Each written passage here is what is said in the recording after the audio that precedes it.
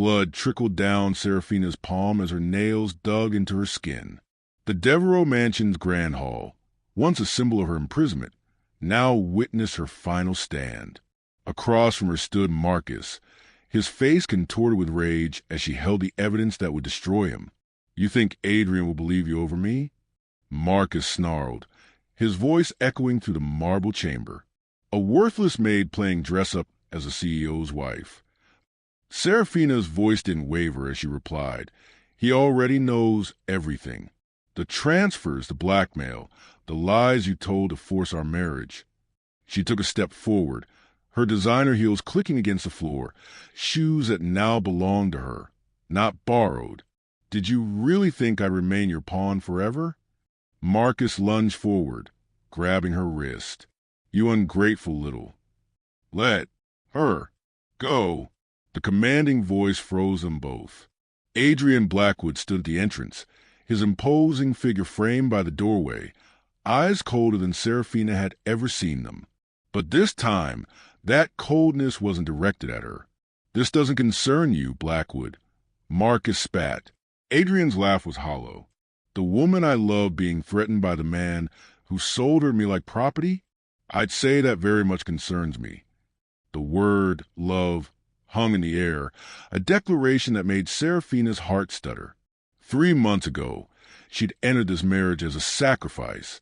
Now, standing between these two powerful men, she realized how dramatically everything had changed. "You have a choice, Marcus," Seraphina said, her voice steady despite the chaos within. "Walk away now, or I release these documents showing how you embezzled from Blackwood Holding for years."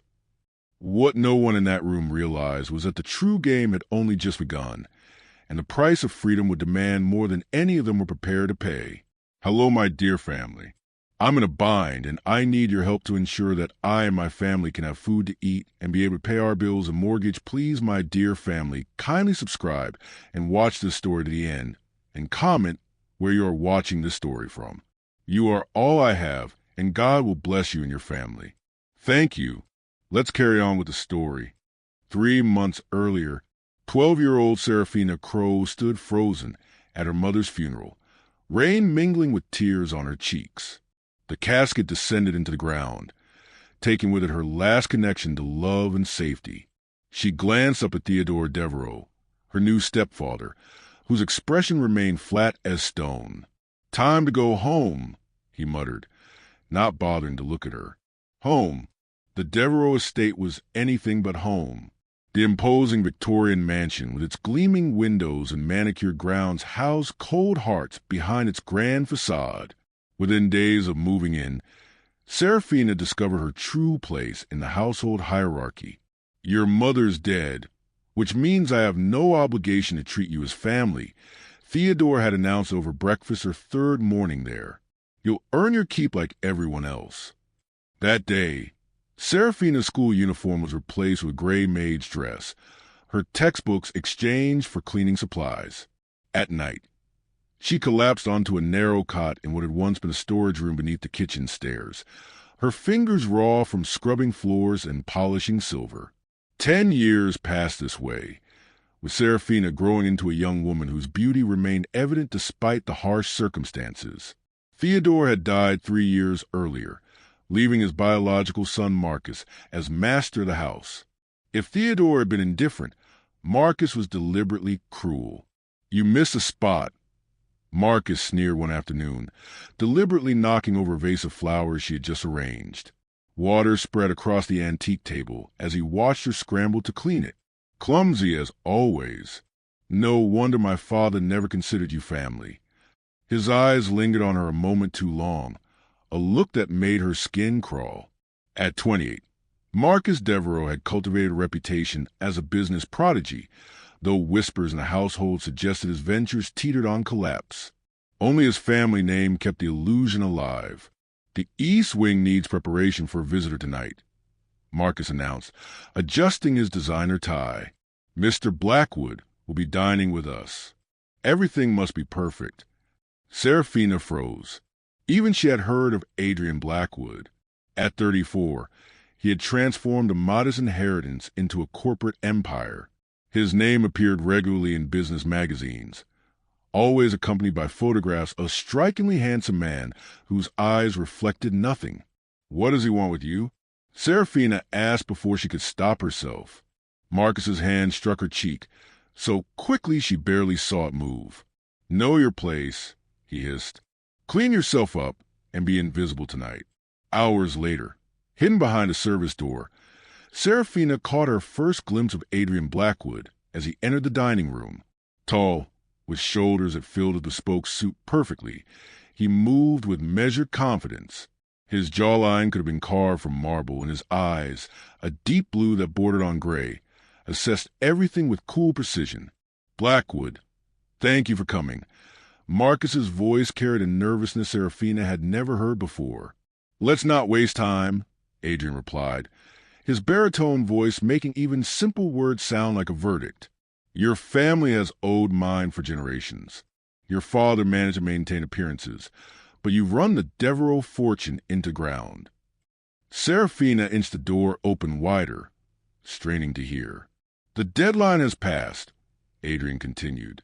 "Either you pay the full amount by the end of the month, or I'll seize everything, this house included." Marcus paled. "There must be an alternative arrangement. I'm not interested in payment plans." "What about an alliance?" Marcus leaned forward. "Something that would benefit both our families." Adrian's expression remained unchanged. "I'm listening." "Marriage," Marcus said. "A union between our families would satisfy both the debt and strengthen your social standing. The gossip columns say you need a wife to secure the Nakamura contract." Serafina's breath caught. Marcus had no sisters. Who could he possibly offer? "My stepsister," Marcus continued. "Serafina, she's beautiful, educated enough, and can be molded to whatever you need in a wife." The room fell silent. Serafina clutched the doorframe, her knuckles white. "You're offering a servant as payment?" Adrian's voice carried subtle disgust. "She's family by marriage," Marcus countered smoothly. "With the right clothes and minimal coaching, she'll pass in high society. She's untouched, obedient, and has no connections who might embarrass you." Serafina felt sick. Merchandise. That's all she was to Marcus, an item to be traded. Adrian stood, buttoning his jacket. "I'll need proof of her suitability. Bring her to my office tomorrow at noon. If she meets my standards, we'll draw up the contract. And the debt, considered paid, with appropriate documentation protect both parties." As Adrian turned to leave, his gaze swept across the room and landed directly on the service door where Serafina stood watching. For a heartbeat, their eyes locked. His expression revealed nothing, but something electric passed between them, a current of recognition that left her breathless. Later that night, when Marcus dragged her from her small room and outlined her fate, Serafina already knew.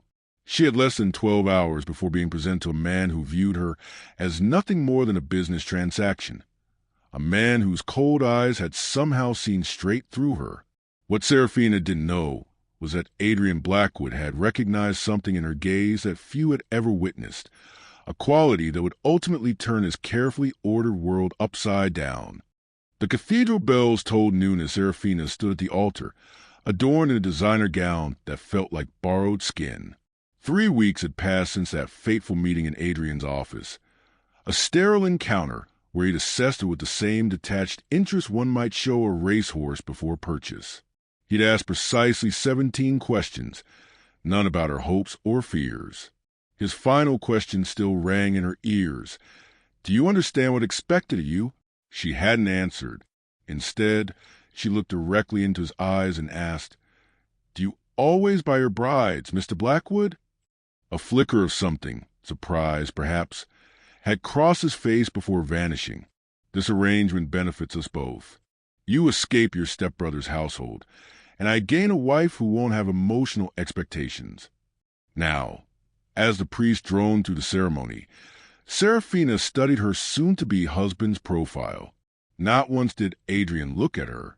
The 100 guests filling the pews, business associates and social elites, watched with curious eyes, whispering behind gloved hands. To them, this was the season's most unexpected match.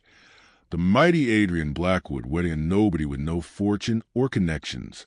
"I do," Adrian stated when prompted, the words clinical and precise.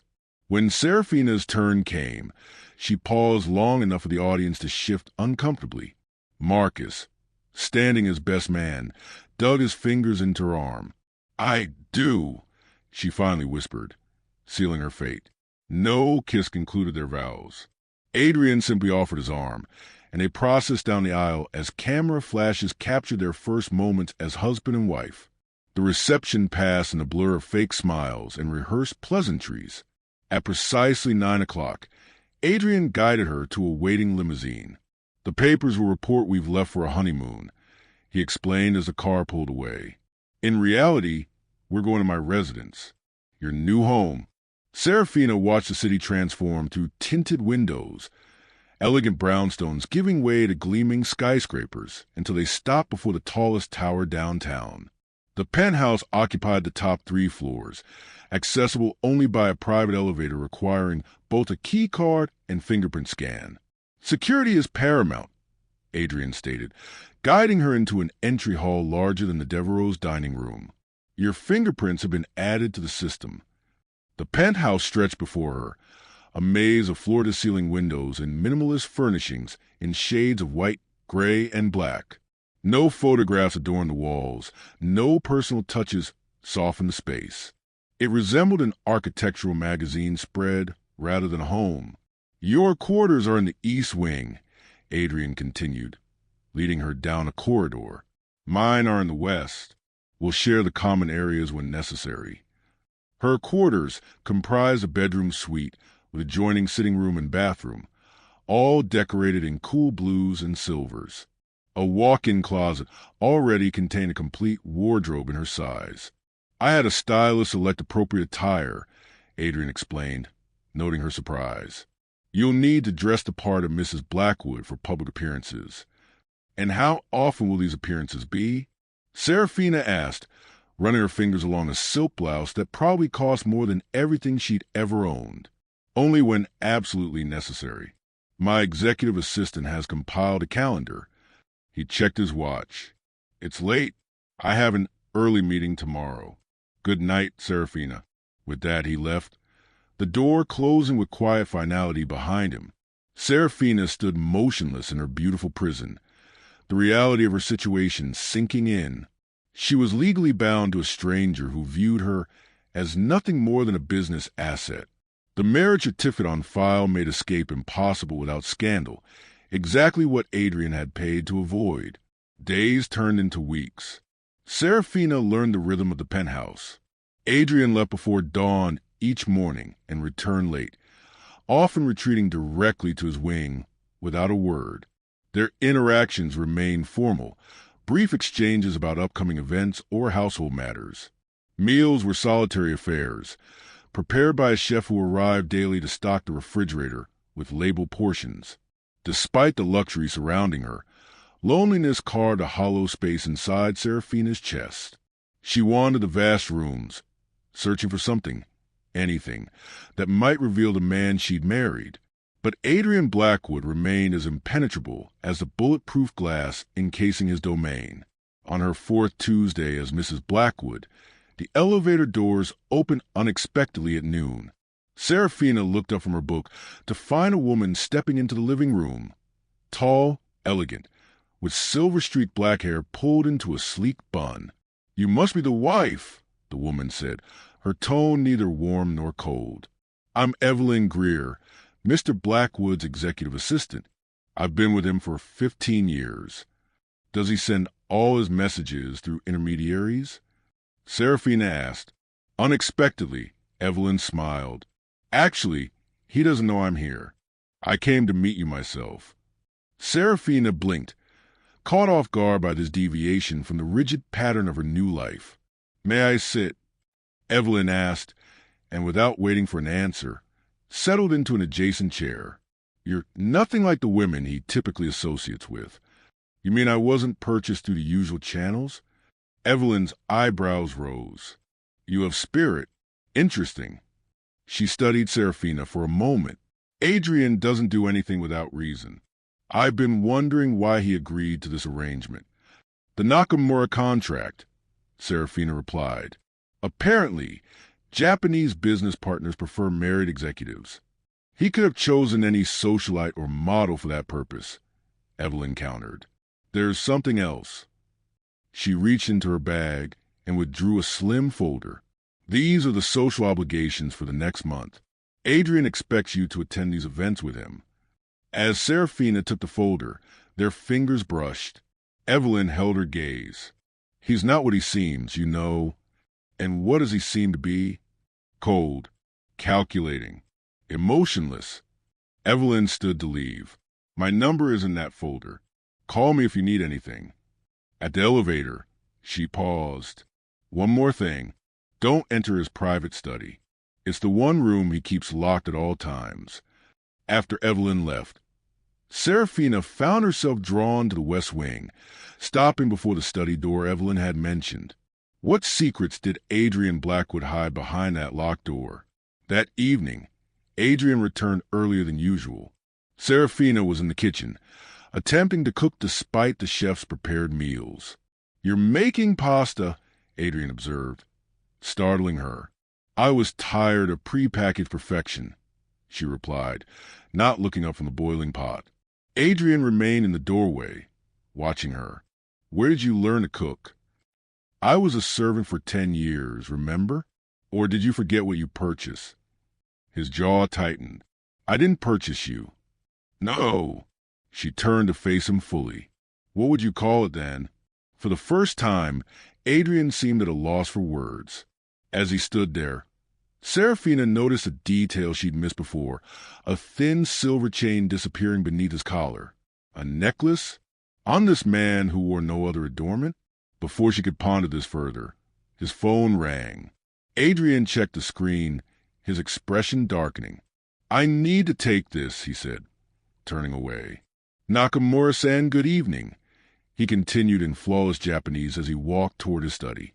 Later that night, unable to sleep, Serafina ventured to the living room and found Adrian standing before the windows, city lights reflecting off his face.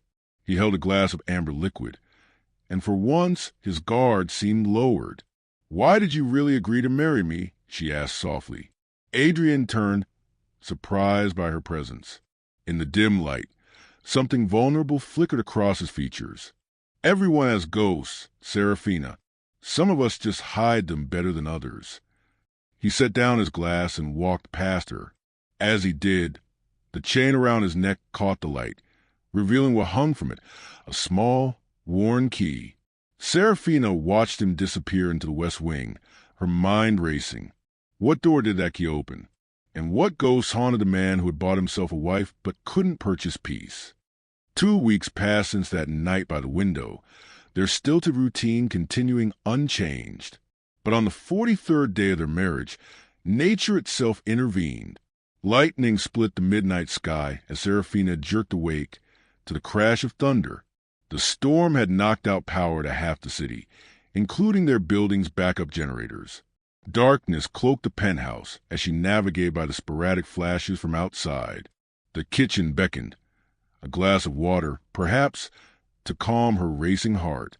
She hadn't expected to find Adrian there, a matchbox in hand, as he lit candles around the counter.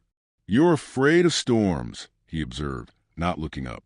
Serafina paused at the doorway. How did you know? Your breathing changed when the thunder hit. I heard it through the walls. He placed another candle on the island between them. I have excellent hearing. You were listening for me? The question hung between them, unanswered. Adrian gestured to a stool. Sit. I'll make tea. The novelty of watching Adrian Blackwood, titan of industry, feared by boardrooms across continents, perform such a mundane task as brewing tea transfixed her. His movements were precise, economical, a man accustomed to serving himself despite his wealth. Does this storm remind you of something? He asked, sliding a steaming cup toward her. Serafina wrapped her fingers around the warmth. The night my mother died, there was a storm like this. "Tell me," he said, and it wasn't a command but an invitation. Perhaps it was the darkness, or the strange intimacy created by the storm cutting him off from the world, but Serafina found herself speaking of things she'd buried for years. I was 12. My mother had married Theodore Devereaux 6 months earlier. She'd been sick, cancer, but hid how bad it was. Serafina stared into her tea. That night, the power went out like this. She asked me to open the curtains so she could see the lightning. She loved storms. Said they reminded her that even the sky needs to release its burdens sometimes. Adrian remained silent, listening. I fell asleep beside her bed. When I woke, she was gone. Theodore told me while packing her things into boxes. Her voice hardened. He explained my new position in the household that same day. Thunder cracked again, closer this time. Adrian's face caught the lightning flash. His expression no longer impassive, but alive with something like recognition. "My parents died in a storm, too," he said quietly. "A boating accident when I was 14. The confession surprised her. "Is that why you keep their photo locked in your study?" His head snapped up. "How did you—" "I didn't, but you just confirmed it." Serafina met his gaze steadily. "Why hide it?" Adrian's fingers went to the chain around his neck. "The study was my father's. When I inherited his company, I recreated it exactly, down to the furniture placement. The key opens a safe built into the floor. What's inside? The last things they touched. My mother's reading glasses. My father's fountain pen." His voice dropped lower. "Their unfinished story." Story? They were writers before they built their company. They were working on a novel together when they died. Adrian's expression softened with memory. They believed stories connected people more deeply than anything else in the world. "Yet you built walls instead of bridges," Serafina observed. "Walls protect. Walls isolate." Another lightning flash illuminated them, closer than before. The storm directly overhead now, raindrops lashing against windows like desperate fingers. "Why did you really agree to marry me, Adrian?" Serafina asked again. The truth this time. Adrian set down his cup, his composure cracking. "Because when Marcus showed me your photograph, you were looking directly at the camera. Not posing, not smiling. Just seeing. Your eyes held the same grief I've carried for 20 years. I recognized it immediately. You married me because I looked sad in the picture?" "I married you because you weren't afraid to show it," he corrected. "Everyone in my world wears masks. You didn't." That intrigued me. The rain intensified, drumming against the glass walls surrounding them. The candles flickered, sending shadows dancing across Adrian's face, softening his features. "And now," Serafina whispered, still intrigued. Adrian stood, circling the island until he stood before her. "Now I'm terrified." "Of what?" "Of wanting something I promised myself I'd never seek again." His hand lifted, hesitating before brushing a strand of hair from her face. Connection. The touch ignited something between them, a current more powerful than the lightning outside. Serafina rose from her stool, eliminating the distance between them. "What if I'm seeking the same thing?" she asked, her voice barely audible above the storm. Adrian's answer came not in words, but in the gentle press of his lips against hers. The kiss began tentatively, a question asked and answered in the same breath. His hands framed her face with surprising tenderness, thumbs tracing her cheekbones as if memorizing their shape. Serafina responded, her fingers curling into the fabric of his shirt, drawing him closer. The kiss deepened, transforming from gentle exploration to something hungrier, more urgent. Adrian's restraint, the control he'd maintained in every aspect of his life, began to unravel beneath her touch. "We shouldn't," he murmured against her mouth, even as his arms encircled her waist. "Because of our arrangement?" Serafina challenged, her breath warm against his neck. "Because once this door opens, I don't know if I can close it again." Their eyes met in the candlelight, the pretense of their marriage contract dissolving between them. Serafina took his hand, guiding it to the pulse point at her throat. "Feel that?" she whispered. "I've been alive but not living. Until now." Adrian lifted her into his arms with unexpected strength, carrying her through the darkened penthouse to his bedroom, a sanctuary previously off-limits. The room illuminated briefly by lightning, revealing walls lined with books rather than the sterile decor she'd expected. He laid her on the bed with reverence, his eyes never leaving hers, as clothing became an unnecessary barrier between them. Each touch was a discovery, each kiss a confession neither had been brave enough to voice. In the shadows, their bodies found a rhythm as ancient as the storm itself. Adrian whispered her name like a prayer against her skin, mapping constellations across her body with his fingertips and lips. Serafina arched beneath him, her quiet gasps harmonizing with the thunder as pleasure built between them. They moved together, the intensity building until the boundary between them blurred completely. In that moment of perfect unity, Serafina glimpsed a man behind the armor, vulnerable, passionate, alive with need. When release finally claimed them both, it was like lightning striking twice in the same place, impossible yet inevitable. Afterward, as they lay tangled in sheets in each other, the storm gradually subsided outside. Adrian traced lazy patterns on her bare shoulder, his touch no longer hesitant but possessive. "I never expected this," he confessed, pressing his lips to her temple. "You were supposed to be a solution to the problem. And now," Serafina asked, her head resting over his heartbeat, "now you're the problem and the solution." His arms tightened around her. "I don't know how to proceed from here." "We could try honesty," she suggested. "A novel concept in this marriage." Adrian's laugh rumbled beneath her cheek. "Honesty, then. I don't want our original arrangement anymore. I want something real." "Real means risk," Serafina warned. "Real means letting me in completely." Adrian lifted her chin, his eyes reflecting a warmth she'd never seen before. "You're already in," he said softly. "And I promise you this, you're not alone anymore.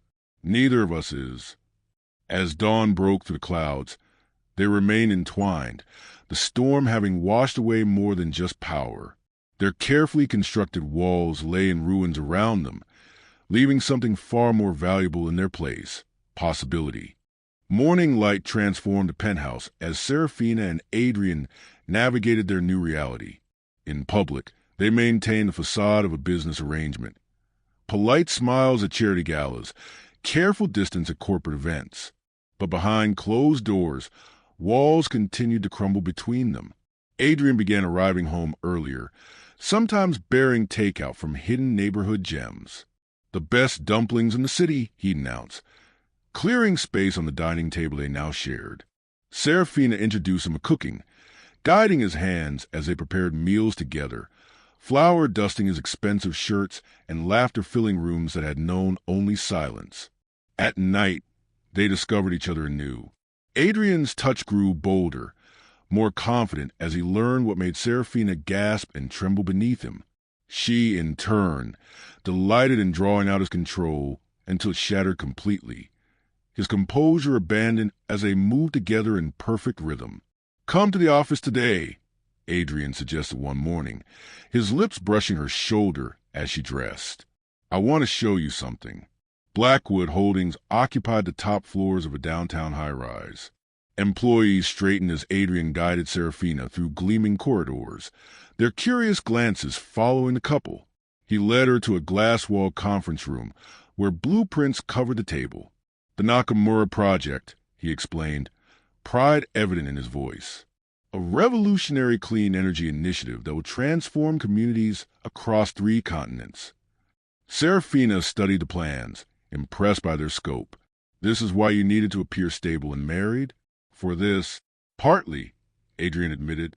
"But now I want you involved, not just as my wife but as my partner. Your perspective on community impact could be invaluable." As they discussed possibilities, neither noticed a figure watching through the glass.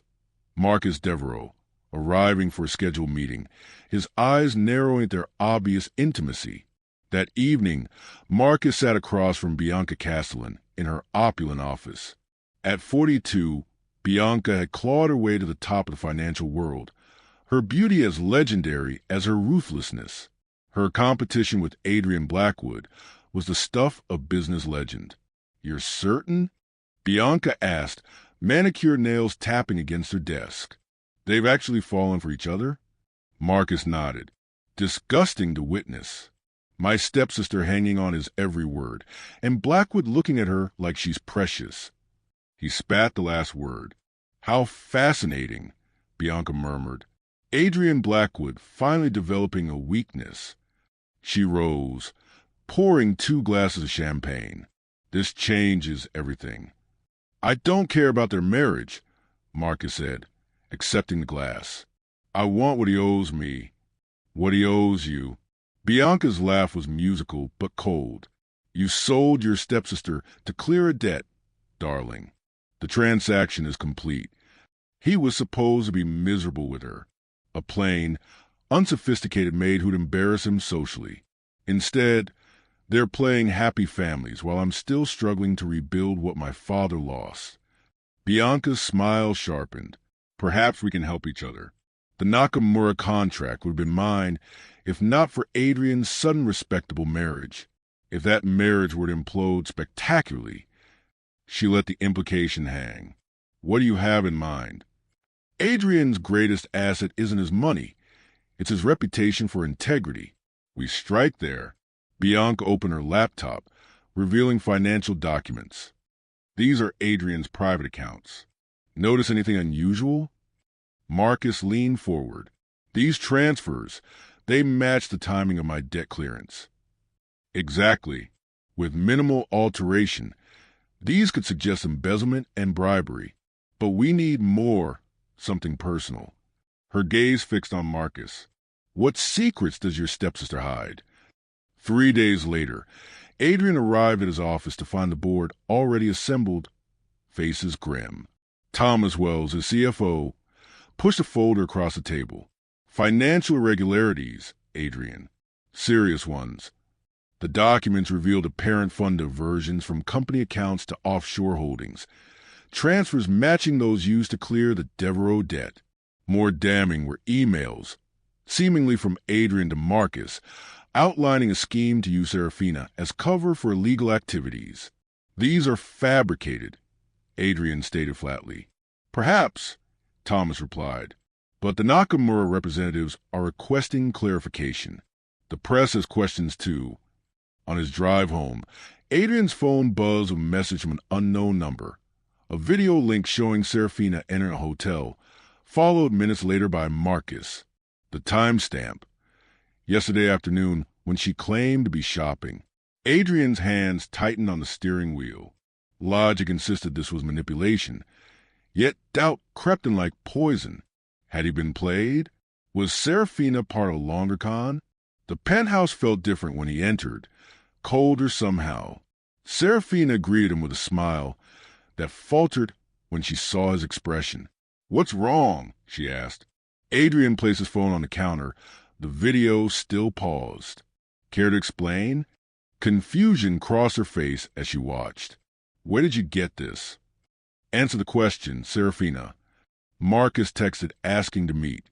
He said he had information about my mother, documents Theodore had hidden. Her voice shook. "I went, but it was just another of his games. There were no documents." "And you didn't think to tell me about this meeting with the man who essentially sold you?" Adrian's voice remained controlled, but ice had returned to his eyes. "I was going to, but what?" "You were busy planning your next secret rendezvous." Hurt flashed across Serafina's face. "How can you think that? After everything we've shared?" "I'm a businessman, Serafina. I recognize patterns." Adrian pulled out the fabricated financial documents. "Someone is systematically destroying everything I've built. The timing is convenient. You think I'm involved? That what happened between us was some elaborate scheme. I think trust is a luxury I can't afford right now." Serafina stepped back as if struck. "Then nothing has changed. I'm still just a transaction to you. You should stay with Evelyn tonight, Adrian said, turning away. I need time to think. As the door closed behind her, Adrian stood alone in the penthouse that had briefly felt like home. Outside, a car waited. Bianca Castellan's sleek black Bentley, Marcus in the passenger seat. Did she take the bait? Marcus asked as Serafina entered Evelyn's building. Bianca smiled, lifting her phone to reveal a tracking app. Phase 1 complete. Now we destroy them both. Evelyn's apartment was modest compared to the penthouse, but its warmth felt like a balm to Serafina's wounded heart.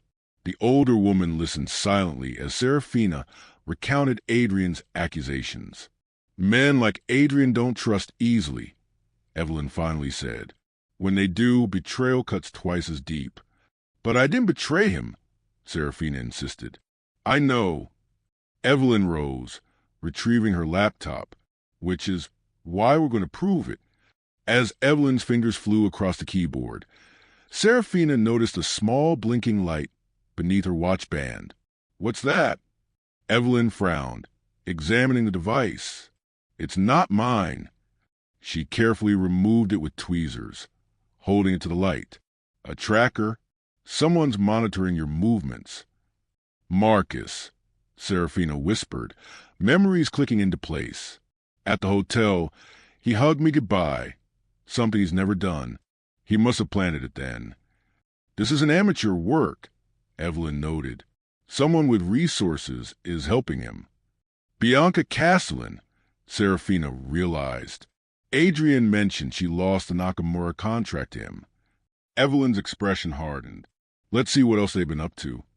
Across town, Adrian sat in his darkened study, the key from his necklace turning in the floor safe. Inside lay the artifact of his past, his mother's glasses, his father's pen, and the manuscript they'd never finished.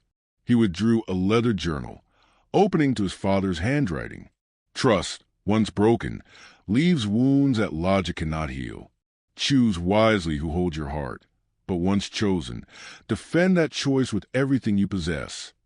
Adrian closed the journal, clarity washing over him. He'd allowed old fears to override what he knew in his heart. Reaching for his phone, he discovered something unusual, an app he didn't recognize running in the background. A security scan revealed it as sophisticated spyware installed during a recent system update. His tech team traced the breach to its source, Castellan Industries' private server. Meanwhile, Evelyn had accessed Blackwood Holdings' backup security archives. Look, she pointed to footage showing Marcus entering Adrian's office after hours, planting documents in his desk. We need more, Serafina said. Something that proves a connection to Bianca. Evelyn hesitated. There's one thing. Adrian doesn't know I maintain independent surveillance on his most sensitive meetings. Insurance against corporate espionage. The footage she pulled showed Bianca and Marcus meeting 3 weeks earlier in a restaurant, planning each step of their scheme. We need to get this to Adrian, Serafina insisted. No need. Adrian's voice came from the doorway. I found my own trail. The reunion was brief but intense, his arms enfolding her with desperate strength. I should have trusted you, he murmured against her hair. Yes, you should have, Serafina agreed, pulling back to meet his gaze. But now we fight together. They formulated their plan through the night. By morning, they were ready. The Nakamura contract signing was scheduled at Blackwood Tower, the perfect stage for Bianca and Marcus's final move. The atmosphere crackled with tension as executives and press gathered. Adrian stood at the podium, Serafina beside him in elegant professional attire. Before we proceed, I must address the allegations against me, Adrian began. The room hushed. Recent documents suggest financial improprieties within my company. Marcus smirked from his seat near Bianca, who maintained her composure despite the glint of triumph in her eyes. These accusations are not merely false. They are the product of a deliberate campaign to destroy what I built. Adrian's voice hardened. And I have proof. The screens behind him illuminated with the surveillance footage, Marcus planting evidence, Bianca orchestrating the plan, the tracking device details. As the evidence mounted, Bianca's face drained of color. Marcus began edging toward the exit. "Ms. Castellan, Mr. Devereaux, perhaps you'd like to comment?" Adrian challenged. Bianca recovered first. "Edited footage proves nothing. The financial records speak for themselves." "Then allow me." Serafina stepped forward, her voice steady. "As the newest member of Blackwood Holdings Ethics Committee, I've completed a full audit of the transactions in question." The confidence in her stance silenced the room. This wasn't the timid maid Marcus had traded away. This was a woman who had found her power. She displayed the actual transaction records, highlighting the digital signatures that proved tampering. The manipulation originated from a Castellan Industries server, she concluded. Marcus lunged forward. "This is absurd. She's nothing but a servant playing dress-up. You can't possibly believe." "Enough!"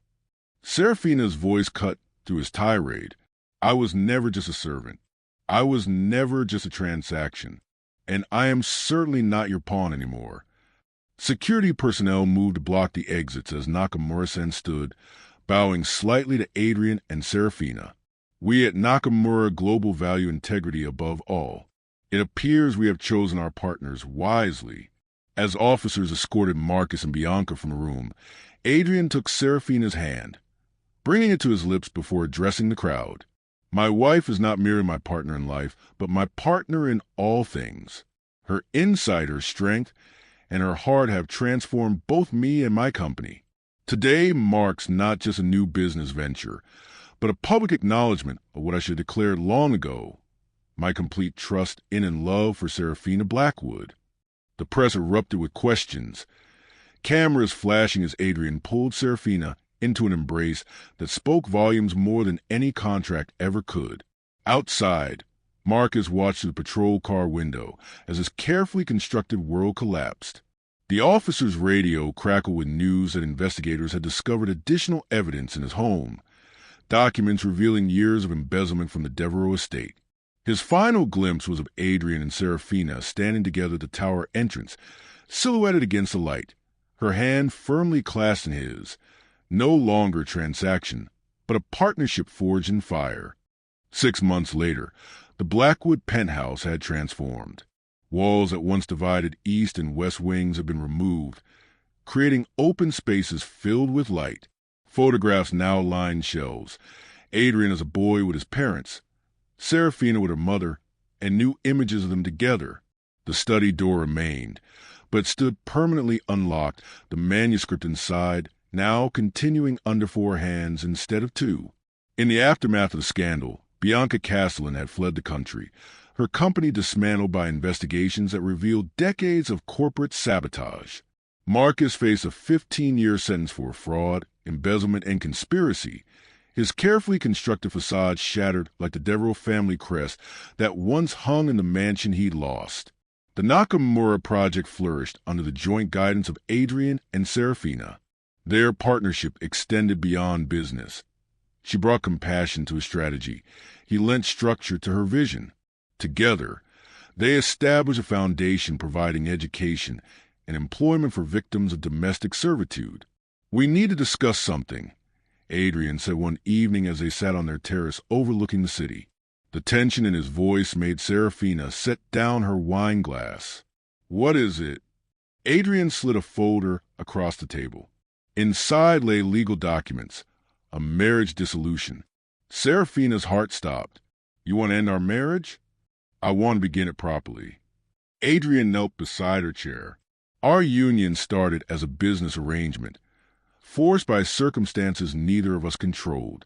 I'm offering you freedom to stay or go, with financial independence either way. And if I stay, then we remarry, not because of Marcus or Nakamura or debt, but because we choose each other." He opened his palm, revealing not a ring but a key, the one he'd worn around his neck for 20 years. "This was the key to my past. I'm asking if you'll accept it as the key to our future." Tears welled in Serafina's eyes as she took the key, feeling its weight.